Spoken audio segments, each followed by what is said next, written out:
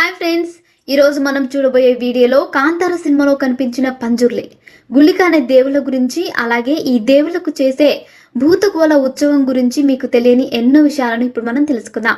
మన పురాణాల ప్రకారం పార్వతీదేవి దగ్గర ఒక అడవి పంది ఉండేది.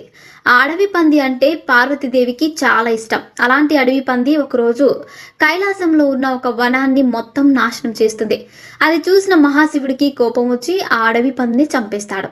ఆ పంది చనిపోవడంతో పార్వతీదేవి చాలా బాధపడుతుంది. అది చూసిన మహాశివుడు ఆ అడవి పందిని తిరిగి బ్రతికించి దాని ఆత్మను భూలోకానికి పంపించి అక్కడ ఉన్న ప్రజలందరినీ కాపాడమని చెబుతాడు.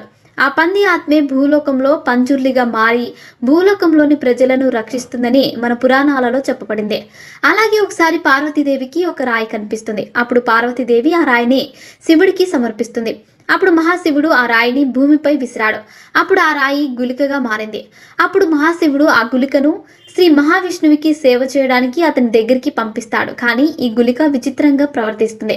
అప్పుడు విష్ణుమూర్తికి కోపం వచ్చి నువ్వు భూలోకంలో ఒక స్త్రీ కడుపును పుడతావని శాపం ఇస్తాడు. అలా గుళిక భూలోకంలో ఒక స్త్రీ కడుపు నుంచి జన్మిస్తాడు. కానీ అతను పుట్టగానే అతనికి విపరీతమైన ఆకలి వేస్తుంది. అందువల్ల తనకు కనిపించిన దానివల్ల తింటాడు.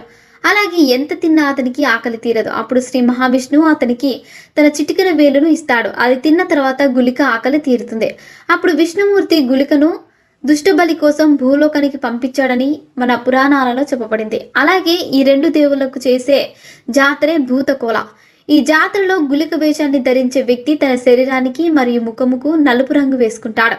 అలాగే పంజుర్లు వేషాన్ని ధరించే వ్యక్తి తన ముఖము మరియు శరీరానికి పసుపు రంగు వేసుకుంటాడు. అలా ఈ జాతరలో ఈ రెండు దేవులను ఎంతో భక్తి శ్రద్ధలతో అక్కడ ఉండే ప్రజలందరూ పూజిస్తారు. అలాగే పంజుర్లు వేషం వేసే వ్యక్తి శరీరంలోకి ఆ దేవుడు ప్రవేశించింది. ఆ సమయంలో ప్రజలు అడిగే అన్ని ప్రశ్నలకు సమాధానం చెబుతాడు. అంతేకాకుండా అతను చెప్పిన ప్రతి విషయం జరుగుతుందని అక్కడికి వచ్చే ప్రజలందరూ పూర్తిగా నమ్ముతారు.